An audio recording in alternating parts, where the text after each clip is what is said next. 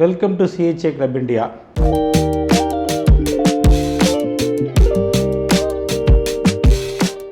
நம்ம இந்த சேனலில் கஸ்டம்ஸு, DGFT, அலைடு ஆக்ட்ஸ் சம்மந்தமாக நிறைய டாபிக்ஸ் பேசிகிட்டு இருக்கோம். நிறைய டாபிக்ஸு இன்னும் பேச போகிறோம்.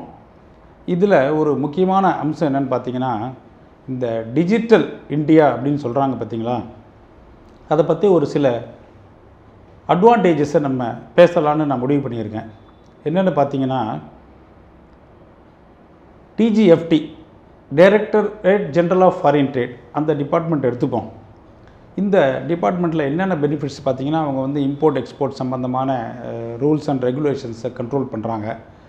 இம்போர்ட்டருக்கும் எக்ஸ்போர்ட்டருக்கும் நிறைய facilities by way of exemptions, zero customs duty. Exporter நல்லா எக்ஸ்போர்ட் பண்ணாங்கன்னா அவங்களுக்கு ஒரு ஸ்டேட்டஸை கொடுக்குறாங்க.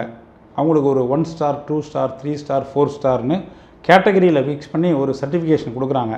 அந்த சர்டிஃபிகேஷனால் என்ன ஆகுதுன்னா, அவங்களுக்கு பல பெனிஃபிட்ஸ் கிடைக்கிறது. அதில் வந்து பார்த்திங்கன்னா, அந்த ஸ்டேட்டஸ் ஹோல்டருக்கு அவங்களே சில டாக்குமெண்ட்ஸோ இல்லை சில டிக்ளரேஷன்ஸோ சில லைசன்ஸோ அப்ளை பண்ணாக்க உடனுக்குடன் வித்தின் தி ஸ்பெசிஃபைடு டைம் பீரியட்குள்ளே அந்த லைசன்ஸை அவங்களுக்கு சேங்ஷன் பண்ணணும் அப்படின்னு சொல்லிடுறாங்க. அதே மாதிரி சில ஸ்டேட்டஸ் ஹோல்டருக்கு வந்து சர்டிஃபிகேட் ஆஃப் ஆரிஜினில் வந்து அவங்களே செல்ஃப் டிக்ளேர் பண்ணிக்கலாம் அவங்களுடைய எக்ஸ்போர்ட்ஸில் அப்படின்னு ஒரு சில பெனிஃபிட்ஸை கொடுக்குறாங்க. இந்த அட்வான்ஸ் ஆத்தரைசேஷன் ஸ்கீம் அப்படின்னு பார்த்தீங்கன்னா, இன்புட்டில் வந்து இன்புட்ஸு ஃப்ரீ. அதை வந்து குறிப்பிட்ட பீரியடுக்குள்ளே நீங்கள் இம்போர்ட் பண்ணணும், குறிப்பிட்ட பீரியடுக்குள்ளே எக்ஸ்போர்ட் பண்ணிடணும் with minimum value addition condition.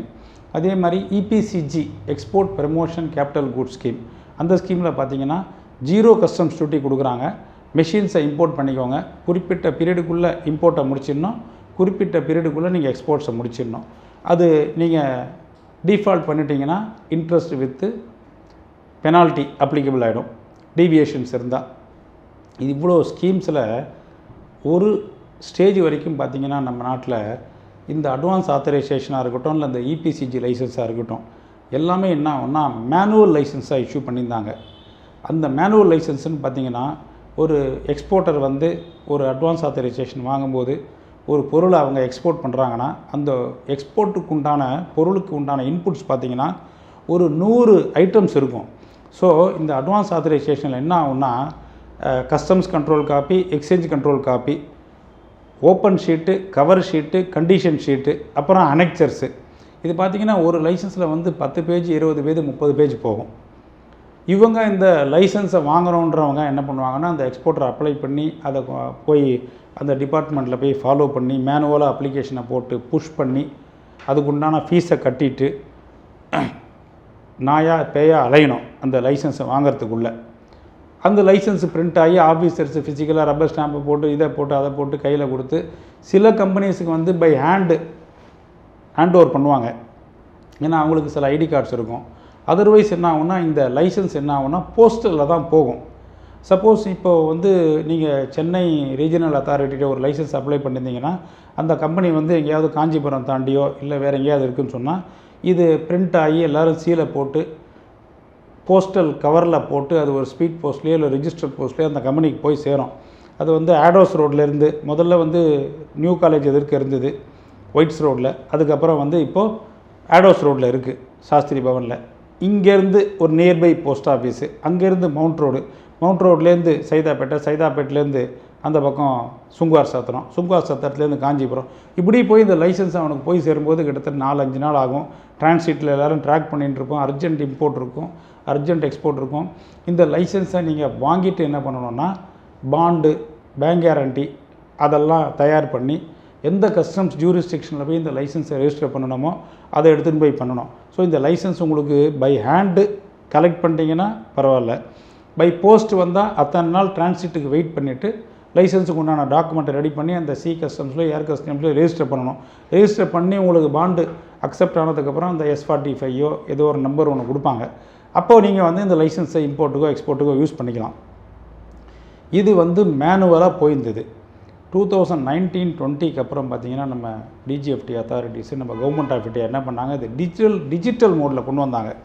இதனால் என்ன அட்வான்டேஜ் ஆகிப்போச்சுனாக்க, அப்ளிகேஷனே வந்து நம்ம வந்து டிஜிட்டல் மோடில் சப்மிட் பண்ணுறோம், ப்ராசஸிங் ஆகுது. 2-3 டேஸ்க்குள்ளே வந்து ஒரு ரெகுலர் எக்ஸ்போர்ட்டராக இருந்தால் அந்த லைசன்ஸை உடனே இஷ்யூ பண்ணிடுறாங்க. அது நாம்ஸா, நோ நாம்ஸா, செல்ஃப் டிக்ளரேஷனா, செல்ஃப் ராட்டிஃபிகேஷனா அப்படின்ற கேட்டகரியெலாம் நம்ம அதெல்லாம் ஏற்கனவே அட்வான்ஸ் ஆத்தரைசேஷன் சீரியஸில் பார்த்துருக்கோம். ஸோ இந்த லைசன்ஸ் அப்ரூவ் ஆச்சு அப்படின்னு சொன்னால் டெஃபிஷியன்சி வந்தால் டெஃபிஷியன்சி ரிப்ளை பண்ணுறோம், லைசன்ஸு சாட்டிஸ்ஃபை ஆகிடுறாங்க ஆஃபீஸர்ஸ்னால் லைசன்ஸ் இஷ்யூ பண்ணுவாங்க. எல்லாம் டிஜிட்டலில் வந்துடுது. இப்போது இதே லைசன்ஸு ஒரு சென்னை ரீஜனல் அத்தாரிட்டி இஷ்யூ பண்ணி இந்த லைசன்ஸ் வந்து மல்டிபிள் போர்ட்ஸில் இந்த மெட்டீரியலை யூஸ் பண்ணலாம். சப்போஸ் ஒரு எக்ஸ்போர்ட்டருக்கு 4 ஸ்டேட்டில் அவங்களுக்கு ஃபேக்ட்ரி இருக்குன்னா அவங்க தமிழ்நாட்டிலையும் இம்போர்ட் பண்ணிப்பாங்க, மகாராஷ்டிராலையும் இம்போர்ட் பண்ணுவாங்க, கர்நாடகாலையும் இம்போர்ட் பண்ணுவாங்க, இல்லைனாக்கா அந்த பக்கம் ராஜஸ்தான்லையும் இம்போர்ட் பண்ணுவாங்க. ஸோ இப்போ இந்த லைசன்ஸ் வந்து ஃபஸ்ட்டு இம்போர்ட் வந்து ராஜஸ்தானில் நடக்க போகுது அப்படின்னா இந்த பழைய மேனுவல் மாடலாக இருந்தால் என்ன பண்ணணும், அந்த சுங்கா சத்திரமோ இல்லை காஞ்சிபுரமோ இல்லை படப்பையோ இல்லை மறைமலையோ லைசன்ஸை வாங்கி திருப்பியும் அந்த ஃபுல் செட்டை எடுத்து நீங்கள் அந்த ராஜஸ்தான் ஜூரிஸ்டிக்ஷனுக்கு அனுப்பிச்சு அங்கே பாண்டு பிஜி வித்தவுட் போட்டு ரெஜிஸ்டர் பண்ணணும்.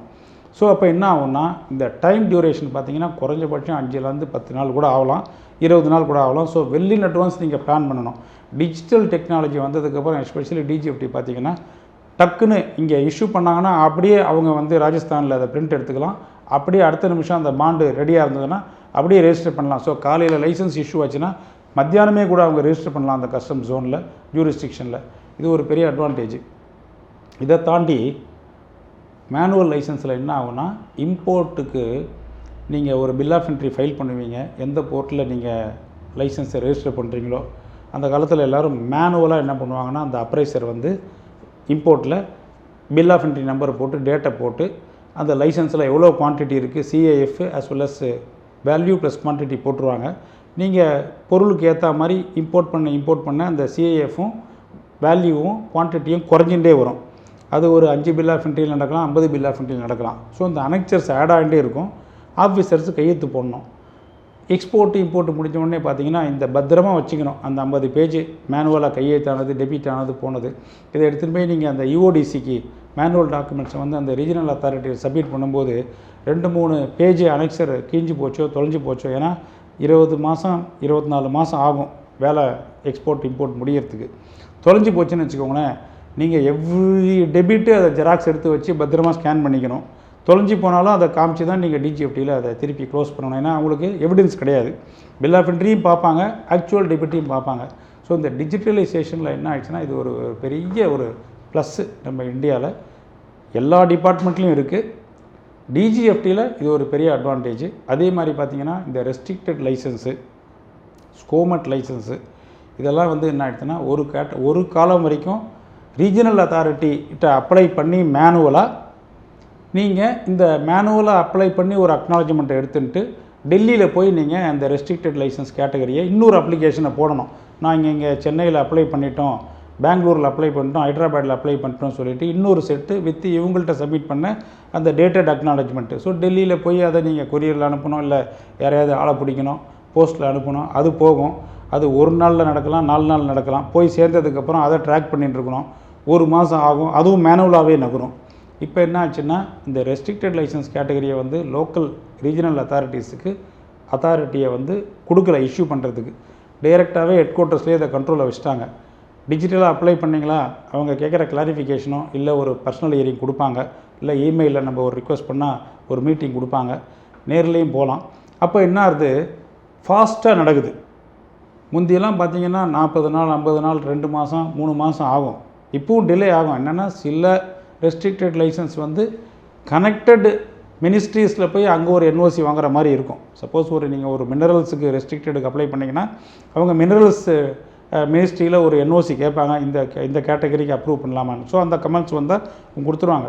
ஸோ டிஜிட்டலை பொறுத்த வரைக்கும் பார்த்திங்கன்னா ஃபிசிக்கல் இன்டர்வென்ஷனு, மேனுவல் டாக்குமெண்ட்ஸ் தொலைஞ்சி போச்சு அப்படின்னா எஃப்ஐஆர் போடும்பாங்க. லைசன்ஸ் தொலைஞ்சி போச்சுன்னா மேனுவல் லைசன்ஸு, அதுக்கு உண்டான பேக்கப் வச்சுருக்கணும், டெபிட் ஷீட்ஸ் இருக்கணும், என்ட்ரிஸ் இருக்கணும். இதை தவிர உங்களுடைய டைமு, எனர்ஜி எல்லாமே அந்த ஸ்டேஷ்னரி எல்லாமே சேவ் ஆகிடுது. ஸோ டிஜிட்டலைசேஷன் பற்றி பேசணுன்னா நம்ம இன்னும் அடுத்தடுத்த வீடியோவில் மற்ற ஏரியாஸில் என்னென்ன பெனிஃபிட்ஸ் இருக்குன்றதை நம்ம பேசுவோம். Please stay tune to CHA club India. நம்ம இன்னும் நிறைய வீடியோஸை போட ட்ரை பண்ணுவோம். தேங்க்யூ.